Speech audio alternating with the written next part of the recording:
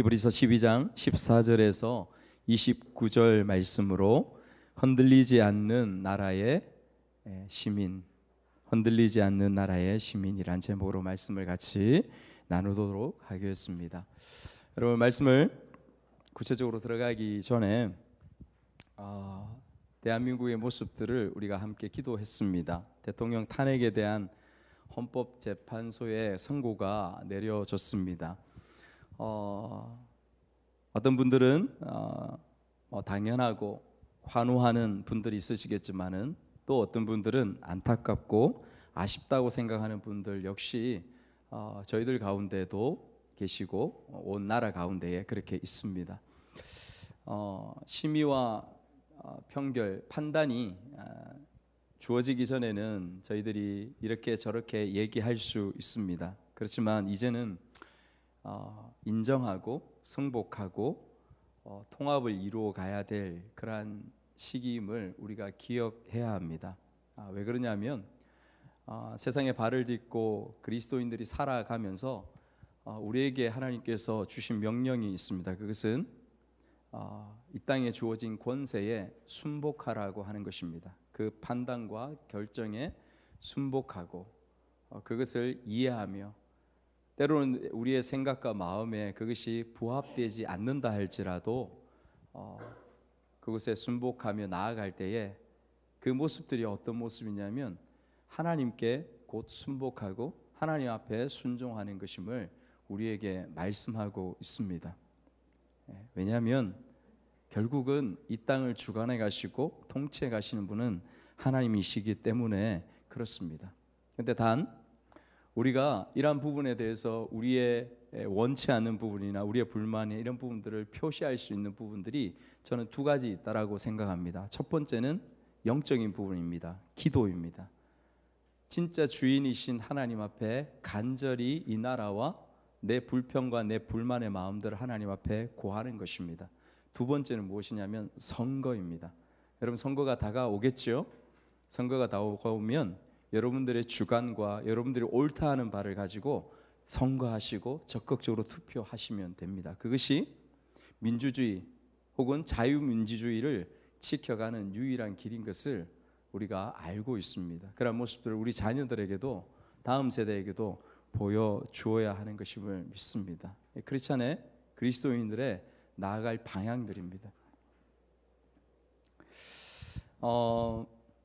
지난 시간에 우리가 사생자가 아니다라는 말씀을 우리에게 주셨습니다.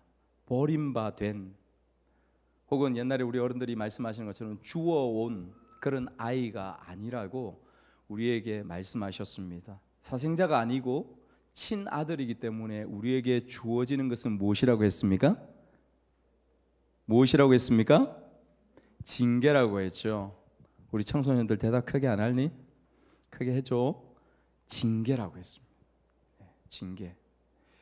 그 징계는 우리를 사랑하기 때문에 우리가 잘못된 길이나 잘못된 생각이나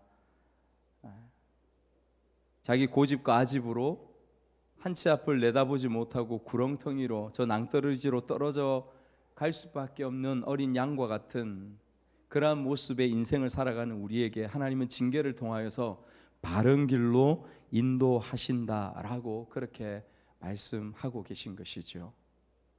여러분, 제 목에 지금 한 3-4군데 빨갛게 피가 났습니다. 누가 그랬을까요? 유겸이가 그랬습니다. 유겸이가 그랬어요. 잘못된 행동이죠. 우리가 그런 이야기 합니다. 유겸이를 언제 유치원에 보낼까? 유치원에 저 상태로 가면 어떻게 될까요? 다른 아이들 확 해가지고 완전 건달이 될 것입니다. 그래서 유겸이의 손을 처음에는 제가 손바닥을 탁 때렸어요. 그런데 교육 전문가이신 우리 저희 누님 고모가 그렇게 하면 안 된다고, 때리면 안 된다고 손을 꽉 잡고 기다려라고 하라고 손을 꽉 잡고 유겸이의 얼굴을 딱 보면서 안 돼, 이렇게 하면 안 돼 하는데 유겸이가 처음엔 좀 있다가 한참 오랫동안 있거든요. 그러면 어떻게 되냐면 손이 아픕니다. 지도 아프고 깝깝하죠. 못 견뎌가지고 막 틀고 웁니다. 한참 동안 제가 그래요. 때리면 안 돼. 끌고면 안 돼. 이유가 있죠. 이렇게 하지 않으면 얘는 유치원에 못 가요. 내년에 유치원 보내고 싶은데 한시라도 빨리 보내고 싶습니다. 빨리 보내고 싶은데 얘는 가가지고 다 끌을 거예요. 다 끌고 다 뭐 때리고 이렇게 되면 쫓겨납니다. 그러나 유겸이는 저의 마음의 뜻을 모르죠. 손만 꽉 잡고 이렇게 있으면 지는 깝깝하고 힘들고 어렵습니다. 하나님이 친아들에게 우리에게 그렇게 하십니다. 여러분, 지난주에 주어진 말씀이 여러분들은 한 주 동안 좀 생각하시며 묵상하시며 지냈는지 모르겠어요. 당연히 그렇게 하셔야죠. 주일 한 번 하나님께서 공적으로 우리에게 주시는 음성이요, 하나님 당신의 말씀이기 때문에 우리는 주중에 생각하고 그것을 적용하고 묵상해야 되는 것은 당연한 것입니다. 당연한 것입니다. 저는 한 주 동안 이 말씀이 저에게도 주어져서 저에게 실제적인 위로가 많이 되었어요. 제가 좀 요즘 힘들거든요. 힘든 게 그냥 제 일상과 저의 마음과 그 일상에 너무도 복잡하게 돌아가는 여러 가지 일들 가운데서 제가 제대로 살지 못하고 처신하지 못하고 더 부지런하고 성실하지 못한 그런 모습 때문에 제가 굉장히 마음이 큰 위로가 돼요. 이 말씀 자체가. 이 징계 혹은 이 힘듦, 이 어려움들이 저를 넘어지게 하거나 자빠지게 하지 않는다라는 거. 아버지의 징계라는 거. 내가 친아들이기 때문에 그 마음을 가졌던 한 주간의 시간들이었습니다. 여러분, 그런데 오늘 들어가는 말씀을 한번 같이 이어지는 말씀인데요, 14절부터 이어지는 말씀인데 13절 말씀을 한번 보시면, 성경을 보시면 이렇게 말씀하고 있습니다. 너희 발을 위하여 고등기를 만들어 저는 다리로 하여금 어그러지지 않고 고침을 받게 하라. 저는 다리로 하여금 우리의 인생의 걸음걸음 일상들을 어그러지게 걷지 않도록 하라라고 그렇게 말씀하고 있습니다. 우리가 믿음을 가지고 하나님의 친자녀로 아들로 살아가는 우리의 걸음들이 저는 다리로 걸어갈 수 없다라고 말씀하고 있는 것이죠. 그래서 오늘 14절부터는 그것에 대해서 경고하시면서 권면하시는 말씀이 오늘 주어지는 말씀입니다. 그 말씀을 우리가 보겠는데요, 어떻게 하면 저는 다리로 어그러진 길들을 가지 않을 수 있을까? 그것을 오늘 말씀을 통하여 우리에게 말씀해 주고 있습니다. 크게 세 가지 정도를 말씀해 주고 있어요. 첫 번째는 무엇이냐면, 첫 번째는 너희들 안에 쓴뿌리를 제거하라 라고 하십니다. 너희들 안에 쓴뿌리를 제거하라. 여러분, 14절 말씀을 제가 한번 읽어볼게요. 모든 사람과 더불어 화평함과 거룩함을 따르라. 이것이 없이는 아무도 주를 보지 못하리라. 그렇게 말씀하고 있습니다. 모든 사람과 더불어 화평함과 거룩함을 이루라, 그렇게 말씀하십니다. 그런데 여기에 말씀에 모든 사람과 더불어라고 그렇게 이 말씀을 특별히 붙입니다. 여러분, 이 말씀 13절까지는 개인에게 주셨던 말씀이에요. 개인에게 하나님께서 너는 사생자가 아니야, 내가 너를 징계하는 것은 당연해, 왜냐하면 너로 잘못된 길에 서지 않게 하기 위하여서야, 그 말씀을 하시죠. 그런데 오늘 14절부터 모든 사람과 더불어 말씀하심으로써 이 말씀에서 시작해서 끝까지는 어떤 말씀이냐면 공동체 전체에게, 우리에게 주시는 말씀이 바로 오늘 말씀이라고 하는 것입니다. 공동체 전체. 그래서 그 공동체에서 서로 화평함과 거룩함을 따르라. 이것이 없이는 아무도 주를 보지 못하리라. 우리의 일상에, 이 공동체 가운데에서나 우리의 개인의 삶 가운데서 주님의 역사를 만날 수가 없다라고 그렇게 말씀하시는 것이죠. 여러분, 교회 가운데서 늘 다툼이, 공동체 가운데서 다툼들이 일어나면 그것만큼 힘들고 어려운 것이 없음을 여러분들이 지나오시면서 신앙생활 해오면서 많이 경험하셨을 것입니다. 저도 누구보다도 많이 경험했던 부분들이 있습니다. 교회는 여러분, 외부에서 공격해서 결코 무너지지 않습니다. 교회의 역사가 그것을 증명합니다. 교회가 무너지거나 교회가 어려운 가운데 처해지는 것은 반드시 내부의 부패와 내부의 타락 가운데서 그 일들이 일어나는 것을 우리는 우리의 주변의 교회들 가운데서도 보고 교회 역사 가운데서 그것을 훤히 볼 수 있습니다. 친구 교회 목사님 그 교회에서도 교회 일꾼으로 세워진 그 분들이 서로 열정을 품고 서로 노력하고 이렇게 가다가 그 열정이 지나치고 그러다가 서로 부딪히고 그러다가 서로 시기하고 질투하는 모습들이 폭발해가지고 교회를 나오지 않고 다른 사람들까지도 힘들게 하고 공동체 전체를 어렵게 하고 힘들게 하는 모습들을 여러분 보게 돼요. 여러분 목사님들 머리 다 빠집니다. 네. 주위에 있는 다른 성도들도 시험에 들고 어려움 가운데 빠지고 교회에 안 나오다가 결국은 교회를 떠나기도 하는, 다른 교회로 또 떠나기도 하는 그런 볼성사나운 모습들을 저희들이 행하는 그런 부분들이 있다라는 것이죠.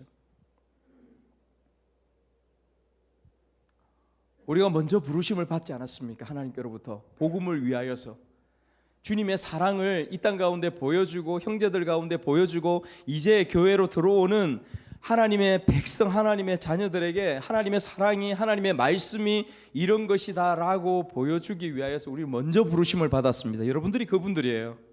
다른 사람이 아니라. 오늘을 기점으로 여러분들이 바로 이 말씀에서 하시는 그분들이 바로 여러분들이라는 것입니다. 그런데 우리가 이 공동체에서 다투고 시기하고 질투하고 서로 말씀하시는 것처럼 화평함과 교회 안에서 거룩함을 이루어 가지 못하면 그것이 어찌 예수 그리스도가 보여지고 예수 그리스도를 만나는 역사가 있게 되겠습니까? 주님의 공동체는 어떠해야 될까요? 이해와 배려가 있어야 됩니다. 여러분 용서와 용납이 있어야 돼요. 희생과 사랑이 있는 곳이 교회요 주님의 공동체라고 우리에게 말씀하고 있지 않습니까? 세상 사람들이 그렇게 이야기하죠. 왜 그렇게 교회 안에서 문제가 많고 싸워? 우리가 웃으면서 그렇게 이야기합니다. 죄수들이 모인 곳이 죄인들이 모인 곳이 죄수들이 모인 곳이 교회라서 그래. 그런 이야기를 하면서 그냥 넘어가기도 하고 또 설명도 하기도 하고 그렇게 하죠. 왜 그런 부분들이 있을까? 여러분 우리가 읽었던 본문 말씀에 쓴뿌리라는 표현으로 한 단어로 그것을 표현합니다. 쓴뿌리가 무엇일까? 쓴뿌리가 어떤 것일까? 여러분 신명기 구약성경 신명기 29장 18절에서 19절 말씀을 한번 좀 보도록 하겠습니다. 신명기 29장 18절에 19절 우리 같이 한번 읽겠습니다. 시작. 너희 중에 남자나 여자나 가족이나 지파나 오늘 그 마음이 우리 하나님 여호와를 떠나서 그 모든 민족의 신들에게 가서 섬길까 염려하며 독초와 쑥의 뿌리가 너희 중에 생겨서 이 저주의 말을 듣고도 심중에 스스로 복을 빌어 이르기를 내가 내 마음이 완악하여 젖은 것과 마른 것이 멸망할지라도 내게는 평안이 있으리다 함과 같다. 예. 여기서 쓴뿌리라는 그 말 그것을 인용해서 히브리 기사가 가져온 거예요. 이스라엘 백성들이 하나님이 아니라 다른 우상들 그곳에 절하고 그것을 섬기는 그 부분들이 있을 때에 하나님께서 징계하시고 하나님께서 말씀하셨을 때에 이 사람들의 마음이 완악하여지고 강팍해져서 아무리 다른 사람들이 아무리 공동체의 어려움이 임하더라도 나는 괜찮아.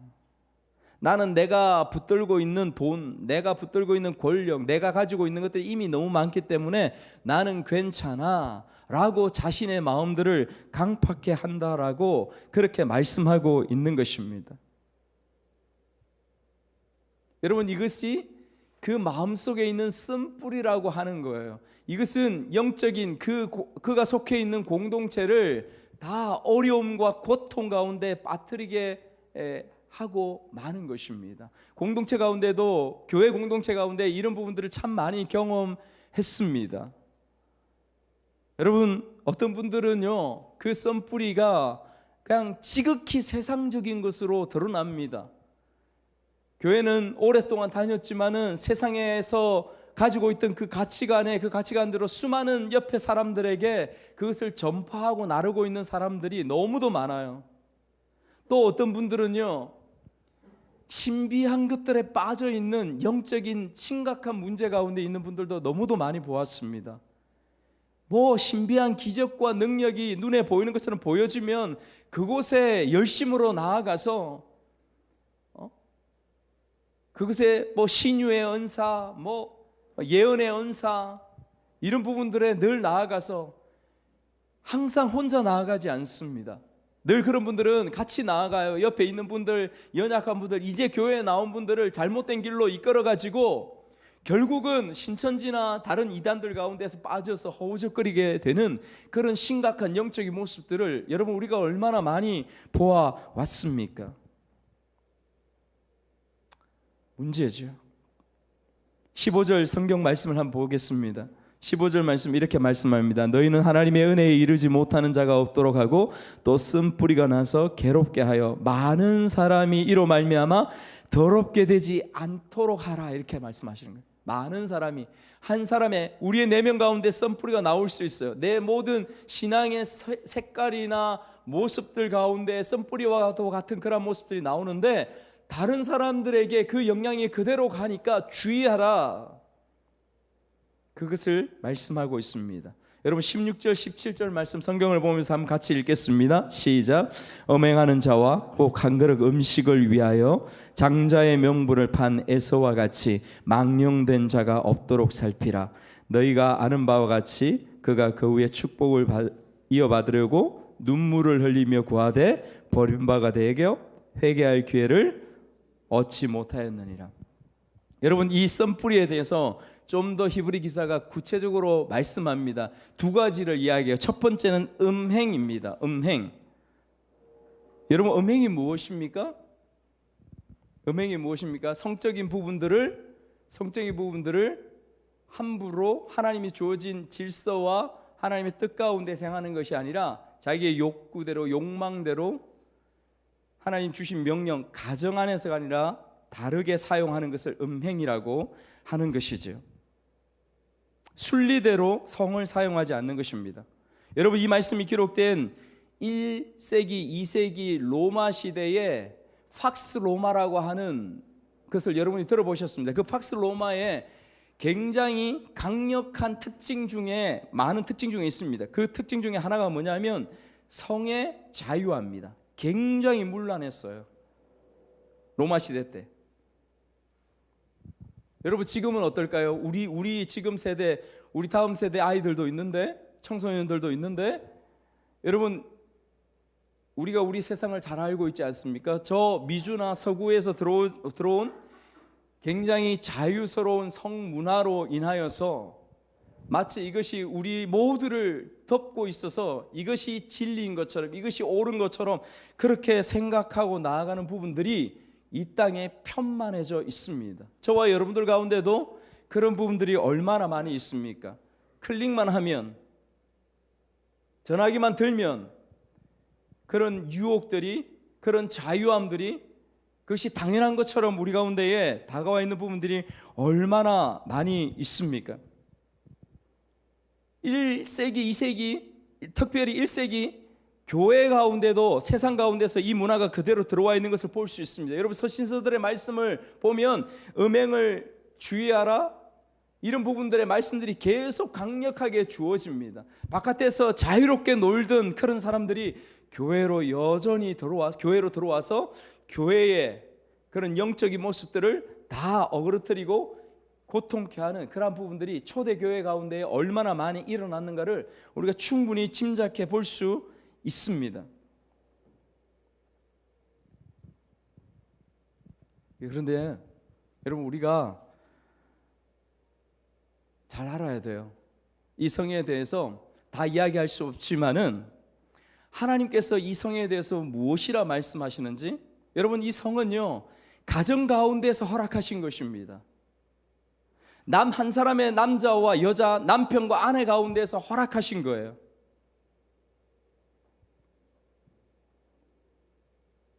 더 이상 바깥으로는 허락된 것이 아닙니다. 우리의 욕망대로 그렇게 자유할 수 있는 부분들이 아닙니다.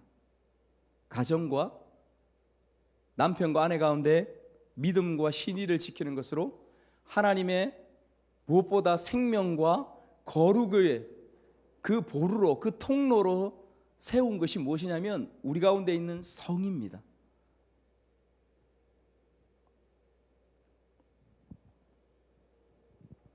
단지 주어지는 우리 육신의 쾌락, 물론 강력합니다. 그러나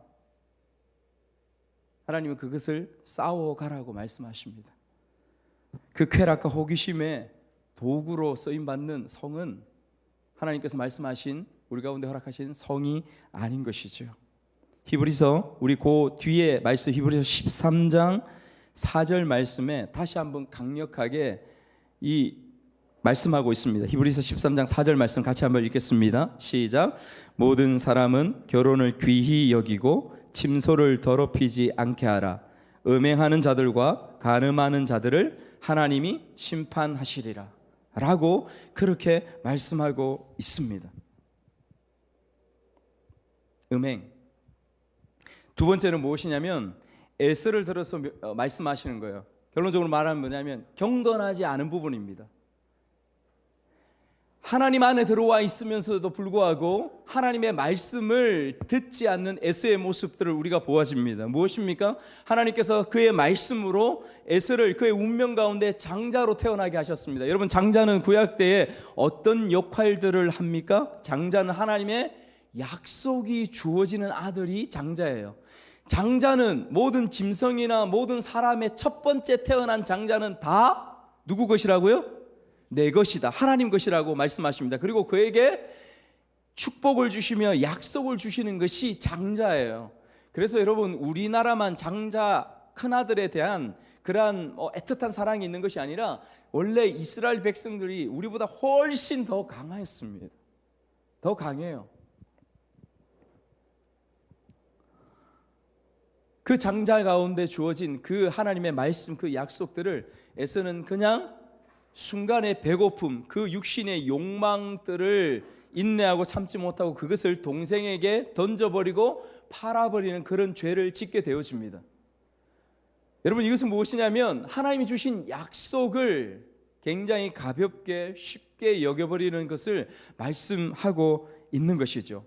경건하지 않은 거예요. 불경건을 말씀하고 있는 것입니다. 그래서 그 쓴뿌리가 무엇이냐? 음행과 경건치 못함, 불경건한 모습들을 우리 가운데 경고하시면서 너희들 공동체에는 도대체 어떤 쓴뿌리가 있는가 돌아보라고 말씀하고 있는 것입니다. 돌아보라고. 여러분, 이런 쓴뿌리들이 특히 음행과 특히 이 하나님 앞에 경건하지 못하고 하나님의 말씀을 우습게 여기는 이러한 모습들이 이 공동체 가운데 여러분 중에 누구라도 한두 명이 그러한 마음들을 가지고 같이 나누고 같이 그런 부분들로 충만해져 있으면 다른 분들에게 그 영향들이 그대로 가는 것을 경고하는 말씀이에요. 그러므로 그 쓴뿌리를 제거하고 공동체 앞에서 화평함과 거룩함을 이루어가라 말씀하시는 첫 번째, 하나님께서 우리에게 저는 다리를 일으켜 세워 어그러지지 않게 걸어가라고 말씀하시는 그 첫 번째 경고의 말씀입니다. 두 번째는 무엇일까요? 두 번째 경고의 말씀 무엇이냐면 너희는 정체성을 확인하라는 것입니다. 너희의 정체성, 너희들의 정체성을 확인하라는 것입니다. 이 말씀 역시 우리의 공동체에 주시는 말씀이에요. 여러분, 우리가 다 읽지는 않겠지만은 18절부터 24절까지의 말씀을 길게 주어진 이 말씀을 쪼리면 이 말씀이 주어지는 것입니다. 너희의 정체성을 붙잡으라, 확인하라고 말씀하시는 거예요. 여러분 이 말씀을 한번 아까 읽어보시고 지금 또 한번 보시면 특별히 시내산과 시온산에 대해서 두 산에 대해서 말씀하시면서 풀어가시는 하나님의 말씀을 우리가 볼 수 있습니다. 여러분 시내산은 어떤 산입니까? 하나님께서 모세에게 십계명을 주시고 율법을 주시기 위하여서 임재하셨던 그 산이 바로 시내산 아닙니까? 그곳에서 모세에게 하나님의 말씀을 주었습니다. 그 율법을 주실 때에 어떤 일이 일어났는가, 그것을 지금 여러분 18절부터 21절까지 말씀하시는 거예요. 하나님이 모세에게 십계명을 주시고 율법을 주실 때에 그 밑에 있는 산 아래에 있는 백성들도 그것을 다 보았다라고 이야기하는 것입니다. 그 모습들이 무엇이냐면 18절처럼 너희는 만질 수 있고 불이 붙은 산과 침침함과 흑암과 폭풍과 나팔 소리와 말하는 소리가 있는 곳에 이른 것이 아니라 그 소리를 듣는 자는 더 말씀하지 아니하시기를 구하는, 짐승이라도 그 산에 들어가면, 그 시내산에 들어가면, 사람이라도 그 산에 들어가면 누구든지 어떻게 될까요? 죽임을 당합니다. 왜요? 하나님의 거룩하심 가운데서 죄인된 우리의 존재가 그곳에서 버틸 수가 없이 다 죽임을 당한다라고 그렇게 말씀하고 있는 것이죠. 여러분 그래서 이 시내산과 시온산을 비교합니다. 여러분 시온산은 원래 예루살렘 그 땅 가운데에 있는 산이 시온산이에요. 여러분이 잘 아는 다윗 왕이 브니엘 지파 가운데 들어가서 그곳에서 정복해서 얻은 산이 실제 시온산입니다. 그 시온산에다가 다윗의 성을 세우고 그곳에 결국 나중에 솔로몬이 그곳에 성전을 세워요. 그 세워진 곳이 솔로몬 성전, 지금의 예루살렘 성전이 세워진 그 자리가 바로 시온산입니다.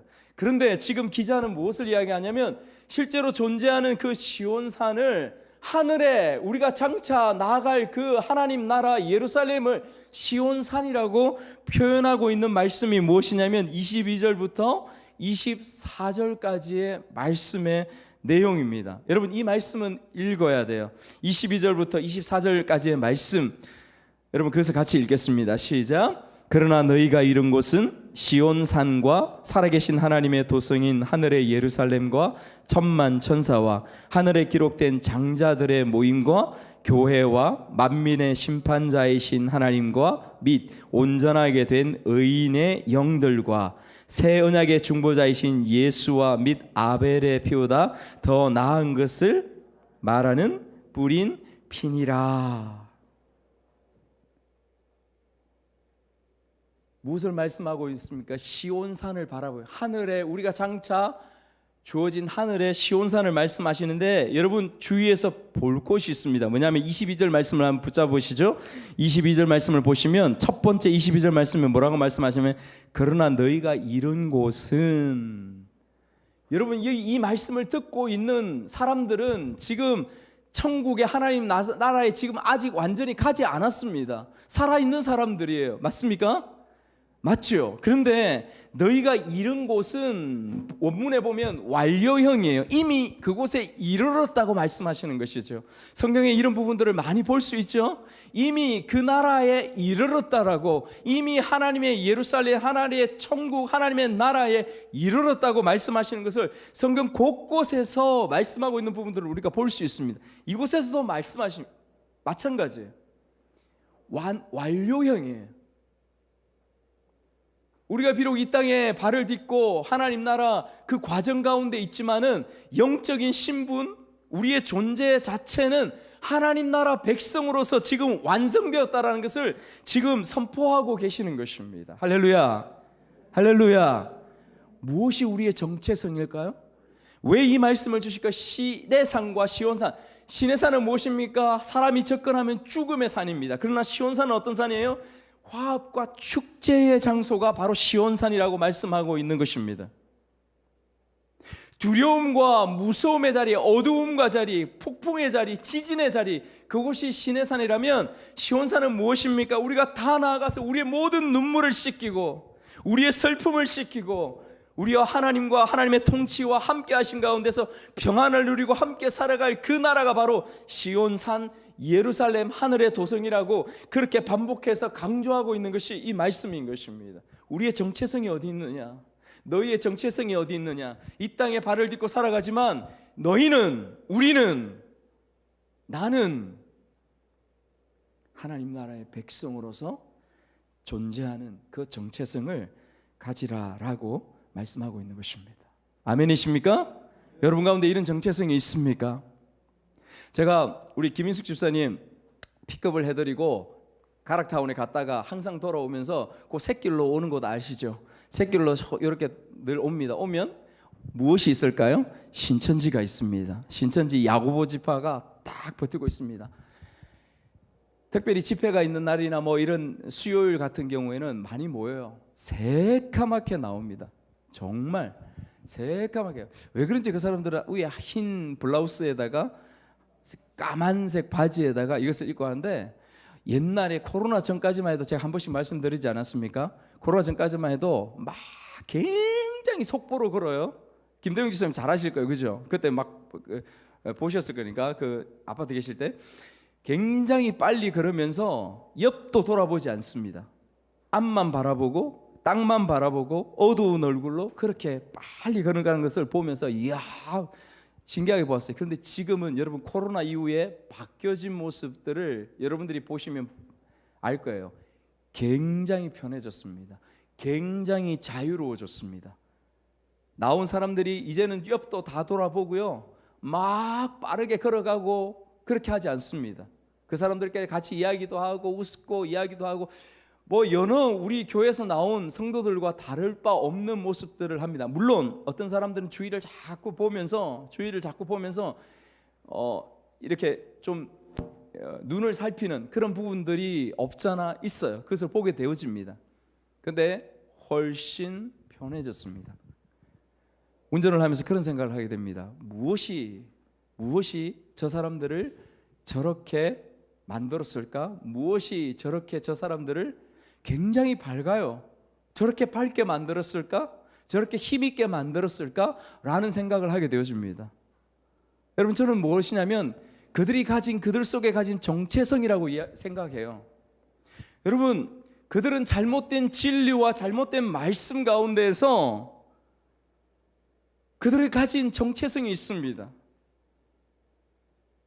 잘못된 그 정체성을 가지고라도 그렇게 세상과 그들에게 주어진 환경들을 힘있게 밝게 그렇게 걸어가고 그렇게 살아가는데, 저와 여러분은 어떨까요? 바른 하나님의 말씀과 진리를 붙잡고 그렇게 살아가는 우리의 존재들, 여러분들의 일상 가운데서 그런 힘참과 그런 밝음과 그런 에너지와 그런 기쁨이 여러분들을 지배하고 있습니까? 하나님의 말씀이, 하나님의 살아계심이 여러분들의 삶을 지배하고 있습니까?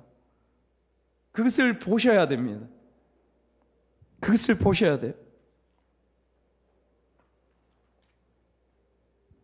이것이 정체성이죠. 여러분, 베드로전서 말씀을 한 번 보도록 하겠습니다. 베드로전서 2장 9절에서 10절 같이 한번 큰 소리로 읽겠습니다. 시작. 그러나 너희는 택하신 족속이요 왕같은 제사장들이요 거룩한 나라요 그의 소유가 된 백성이니 이는 너희를 어두운 데서 불러내어 그의 기이한 빛에 들어가게 하시니에 아름다운 덕을 선포하게 하려 하심이라. 너희가 전에는 백성이 아니더니 이제는 하나님의 백성이요 전에는 긍휼을 얻지 못하였더니 이제는 긍휼을 얻은 자니라. 이전에는 그런 존재였다라는 거예요. 그러나 이제는 우리가 변화되었고 우리가 부르심을 받아서 하나님 앞에 이 자리 가운데 있다라는 것이죠. 그러므로 너희는 택하신 족속이요 왕같은 제사장들이요 거룩한 나라, 이것이 너희들의 정체성이라고 그렇게 말씀하고 있는 것이죠. 이사야서에서는 우리에게 뭐라고 말씀하십니까? 내가 너희를 지명하여 불렀나니, 너 한 사람 한 사람 이름을 지명하여 불렀나니 너는 내 것이라. 하나님께서 그렇게 말씀하십니다. 너는 내 것이라. 우리 청소년들이, 저희들도 마찬가지지만은 학교 생활에서나 지금 정말 시설이 하수상한 가운데에서 어쩌면 인격도 저희들의 기성세대들보다 훨씬 온전한 인격을 가지고 살아갈 수 없는 상황과 환경 가운데 우리 아이들이 학교에 그들의 친구들의 관계들 가운데에 놓여져 있습니다. 그곳에서 이 아이들이 결국 갈팡질팡 쓰러졌다가 일어섰다가 하는 모든 여정들 가운데서 너희들이 일어서고 그곳에서 승리하고 강하게 되는 것은 다른 이유들이 없습니다. 아무리 넘어지고 쓰러지지만 결국은 내가 누구인가, 내가 어떤 사람인가, 그것을 여러분들 안에서 확인하고 그것을 내가 깨닫고 주위의 상황이 어떻든, 친구들이 어떻든, 나를 두르고 있는 환경이 어떻든 내가 그 한 가지 붙잡고 일어설 때에 온전한 이김이, 온전한 승리자가 되는 줄 믿습니다. 아멘. 청소년들 아멘. 아멘. 그것이 없으면 우리는 실패자일 수밖에 없어요. 넘어질 수밖에 없는 것을 기억해야 합니다. 여러분, 우리가 기억합시다. 내가 누구인가. 다시 한번. 세 번째, 우리에게 권면하십니다. 그 권면하시는 것은 무엇이냐면, 세 번째는 흔들리지 않는 나라를 붙잡으라 하십니다. 흔들리지 않는 나라를 붙잡으라 하십니다. 여러분, 흔들리지 않는 것 에이스 침대가 아닙니다. 네, 흔들리지 않는 에이스 침대가 아니라 흔들리지 않는 나라를 말씀하고 있습니다. 그것이 25절부터 29절까지 주어지는 말씀이에요. 여러분, 다 읽지는 않겠습니다. 이 말씀 가운데에 하나님께서 이 땅 가운데에 진동할 것들을 진동케 하시겠다고 말씀하십니다. 무슨 말이냐면, 이 땅에 영원하지 않는 것, 이 땅의 피조물들, 그것들을 하나님께서 진동하시겠다. 무엇을 위해서? 앞으로 너희에게 다가올 진동하지 않을, 변동하지 않을 영원한 것들을 위하여서 이 땅에 있는 것들을 진동하고 변동시키겠다라고 하나님께서 그렇게 말씀하시는 거예요. 왜 그러냐면 시내산에서 그 이스라엘 백성들은 하나님의 말씀이 주어질 때 지진이 일어나고 땅이 터지고 그 진동을 이들이 두려움 가운데서 경험했거든요. 그 말씀들을 가지고 와서 그대로 말씀하시는 겁니다. 내가 다시 너희들에게 임할 때에, 내가 초림이 아니라 재림으로 임할 때는 이 땅에 진동했던 부분들을 완전히 진동케 하고 변동시키겠다 말씀하시는 것입니다. 하나님께서 심판하시겠다는 것이죠. 하나님께서 멸망케 하시겠다는 것이죠. 그것을 마지막에 선포하고 있는 것입니다. 그런데 28절 말씀을 같이 읽읍시다. 28절 시작. 그러므로 우리가 흔들리지 않는 나라를 받았은즉 은혜를 받자. 이로 말미암아 경건함과 두려움으로 하나님을 기쁘시게 섬길지니. 아멘. 여러분, 앞에 진동이라는 표현을 썼어요. 그런데 여기에는 흔들리지 않는다. 진동과 흔들리는 것은 같은 것입니다. 진동하지 않는 것과 흔들리지 않는 것은 같은 단어예요. 원어에는 같은 원어예요. 그런데 표현을 우리말로 그렇게 했습니다. 흔들리지 않는 나라, 결코 어떤 것으로도 흔들리지 않는 나라, 그것이 하나님의 나라요, 저와 여러분들에게 주어진 나라임을 우리에게 말씀하시는 것입니다. 할렐루야, 할렐루야. 여러분들 마음 가운데 하나님의 나라가 있으십니까? 그것을 바라고 소원하십니까?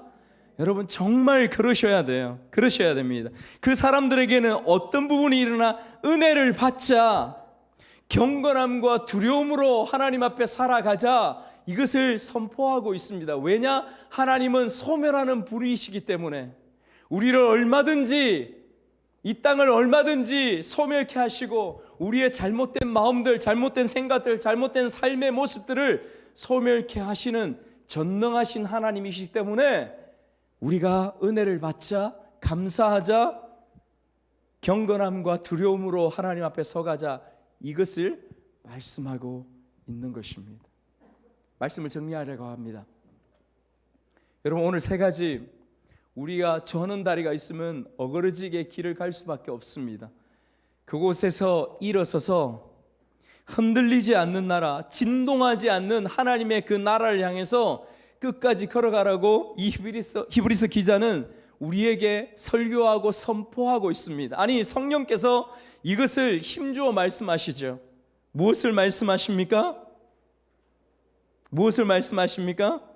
쓴뿌리를 우리 안에서 제거하고 우리의 정체성을 바르게 세우며 흔들리지 않는 하나님의 나라를 소망하면서 그렇게 우리의 인생을 걸어가라고, 저와 여러분들이 우리의 공동체가 그런 공동체가 되기를 주님의 이름으로 축복합니다.